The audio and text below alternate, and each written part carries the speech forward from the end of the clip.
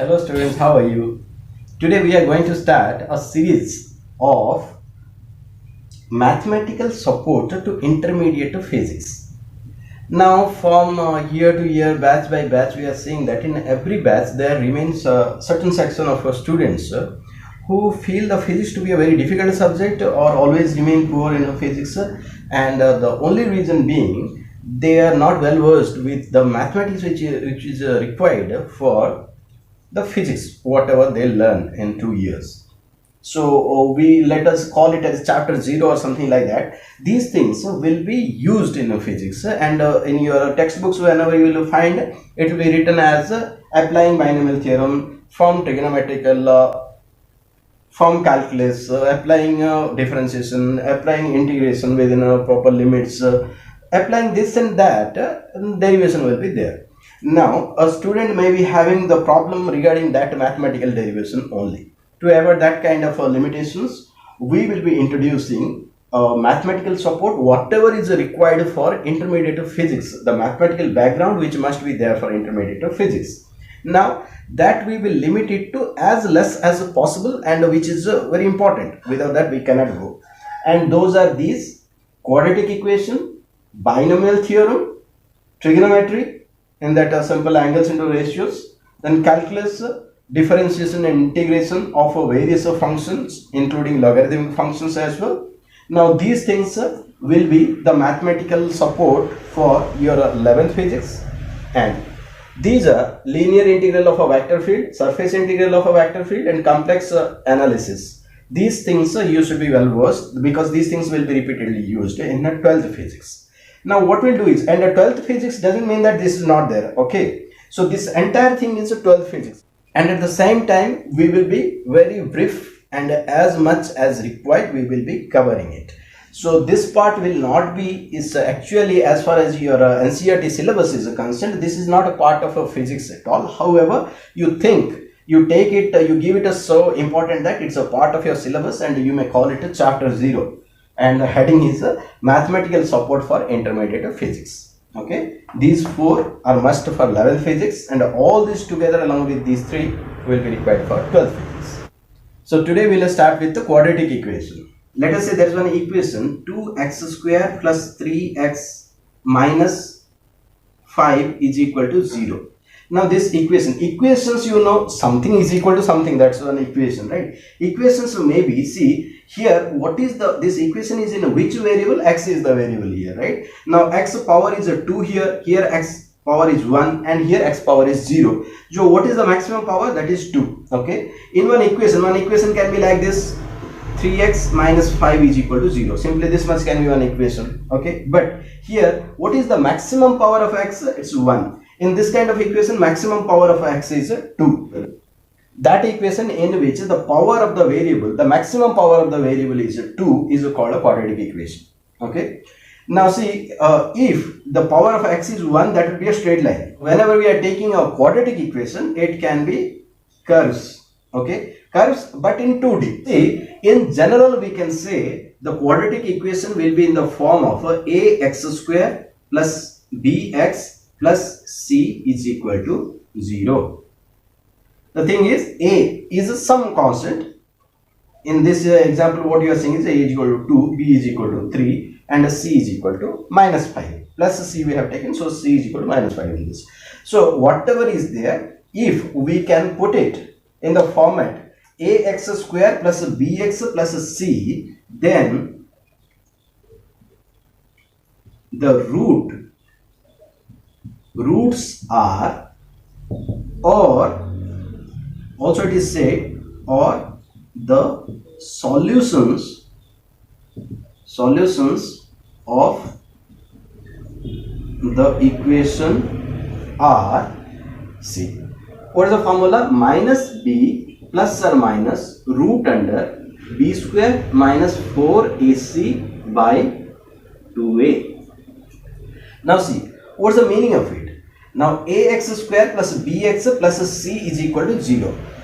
It is having roots minus b plus or minus b square minus 4ac by 2a. That means minus b plus, here plus you take one root came, b square minus 4ac by 2a, and the other root is minus b. Here take minus root under b square minus 4ac by 2a. So a is the coefficient of x square, b is the coefficient of x, and the c is the constant term. You know that, right? So these are the roots. And what is the meaning of roots? That means for this value and this value, these two values, this equation is satisfied. That means for x is equal to, if you put this value, then also right side will come 0, or for x value this, if you put, for that also right side will come 0. Okay, so let us take this equation only. This is in form of ax square plus bx plus c. Here what is a?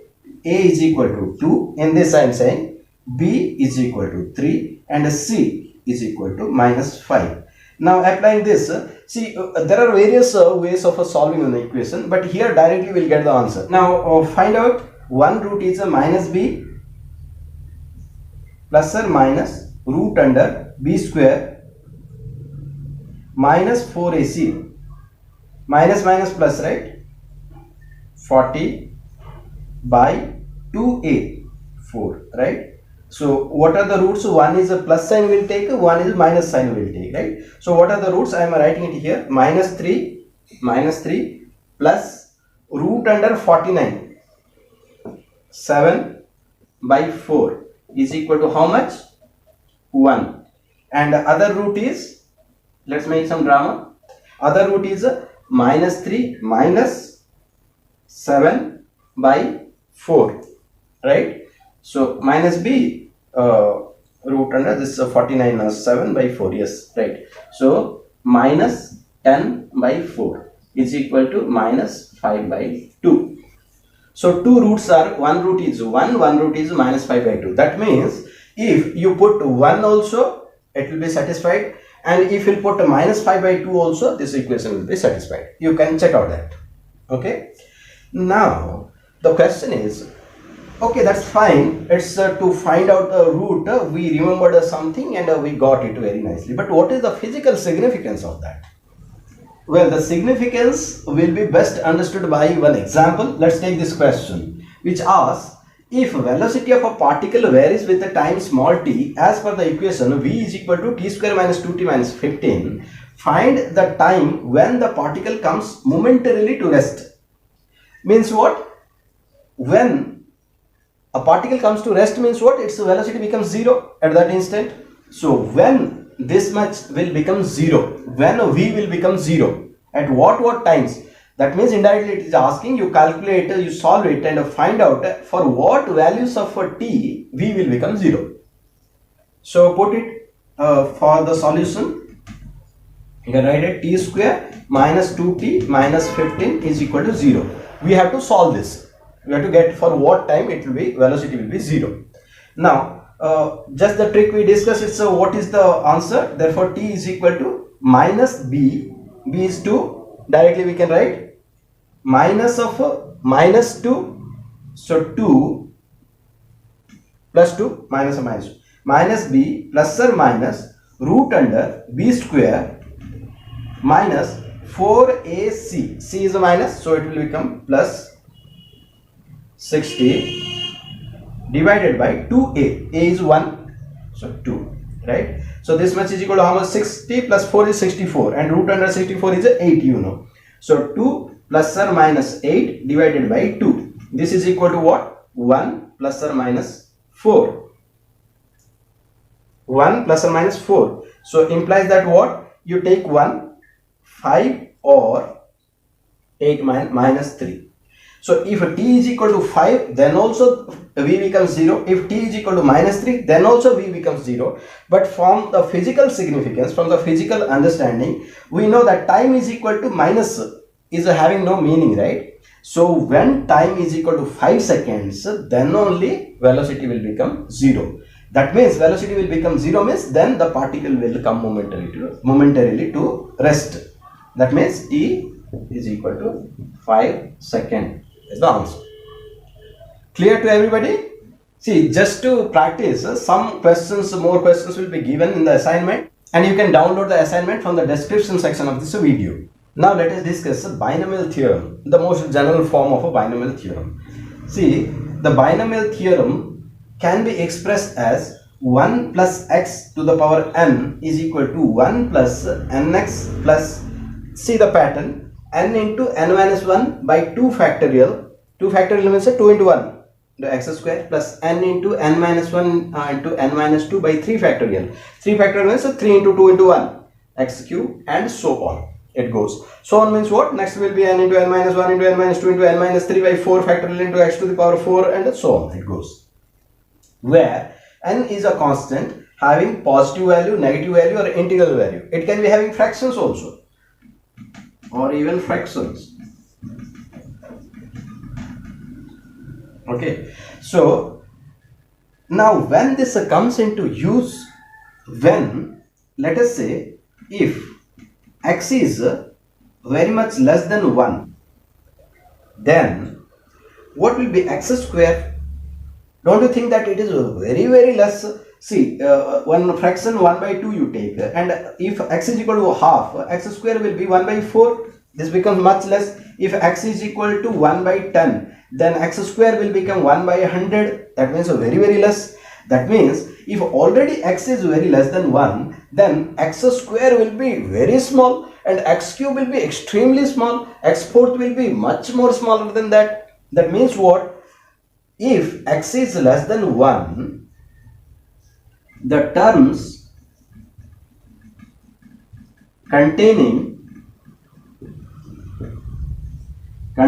x square, x cube, and all the higher powers of x all can be neglected, because those will be minutely small, negligibly small. So only 1 plus nx only will be considered in calculations, especially for calculations on paper. We can x square, and it is still less, much more lesser things. X itself is less. That's why the powers of higher powers of becomes further less and less. We can be neglecting them. Okay. So 1 plus x to the power n will become 1 plus nx.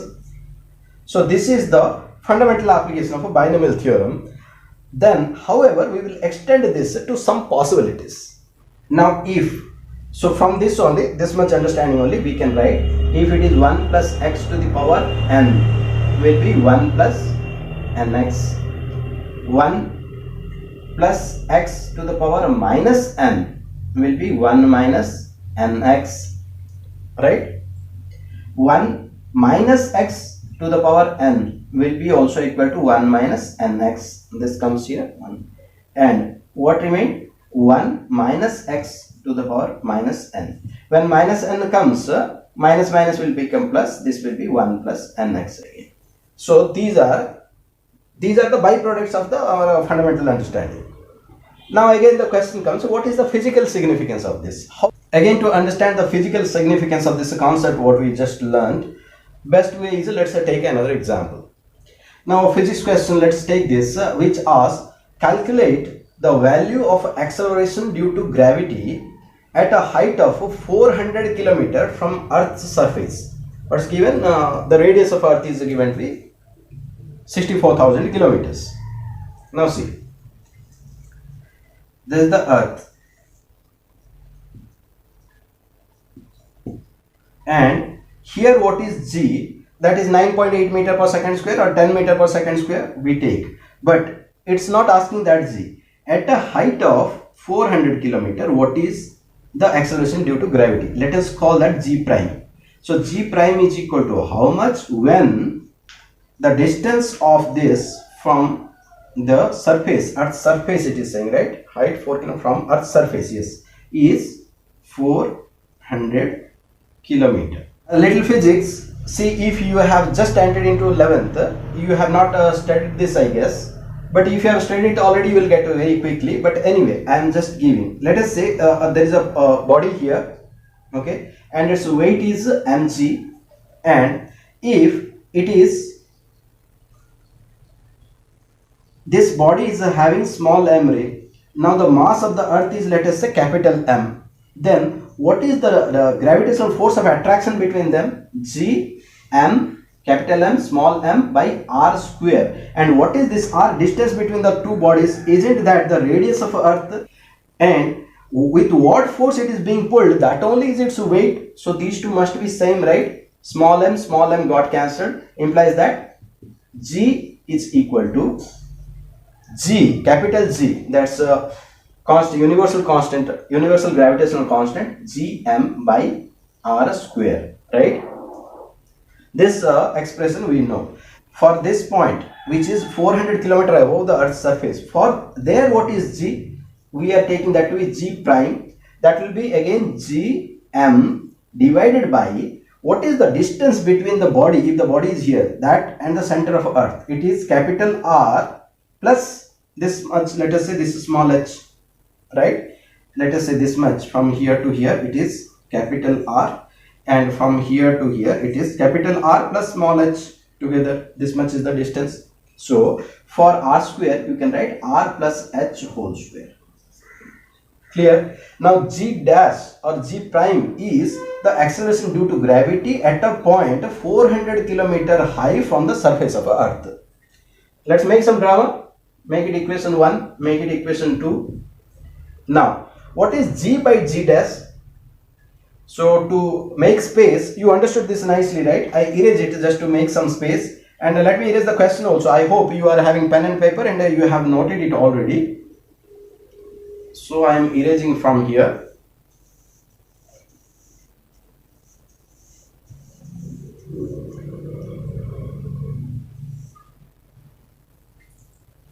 So G divided by G dash is equal to Gm by r square.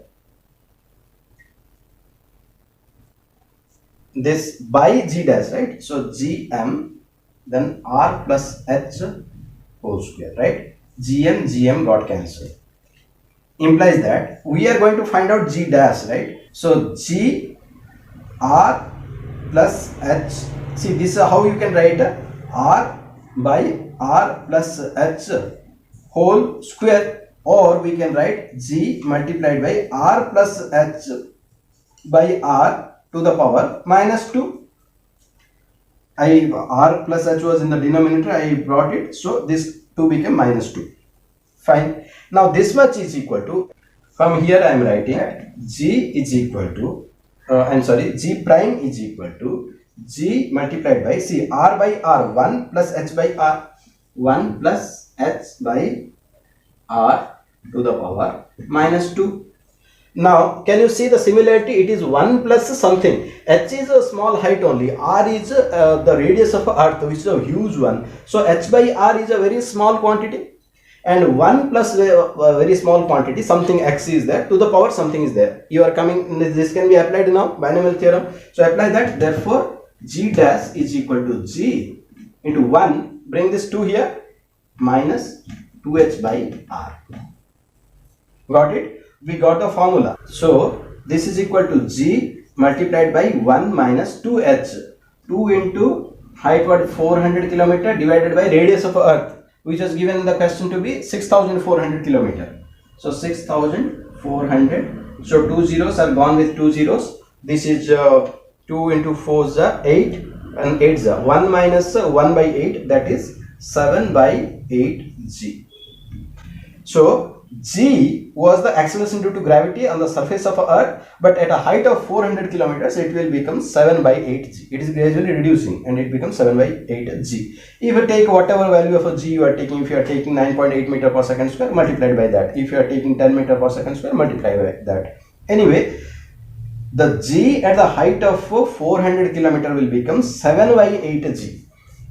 The acceleration due to gravity will be equal to 7 by 8 times the acceleration due to gravity at the surface of Earth. This result we arrived at using the binomial theorem. So again I am repeating, some examples will be given an assignment, and I'll make sure that the assignments will be uploaded, maybe in my handwriting only. I hope it's very clearly understandable, right? With this handwriting only, I'll be giving some questions simply, and those assignments will be uploaded in the description section of this video. You will download, and when you do some 3-4 questions only I'll be giving. When you solve those questions yourself, you can be sure that whatever is being learned is learned correctly. Fine. Now this was the first video of the series where we'll be releasing the mathematical support for intermediate physics. and what things we are going to discuss throughout the series, we have listed at the beginning of this video, right? Now we will be continuing part by part. This video remained very helpful, I guess. So wish you all the best.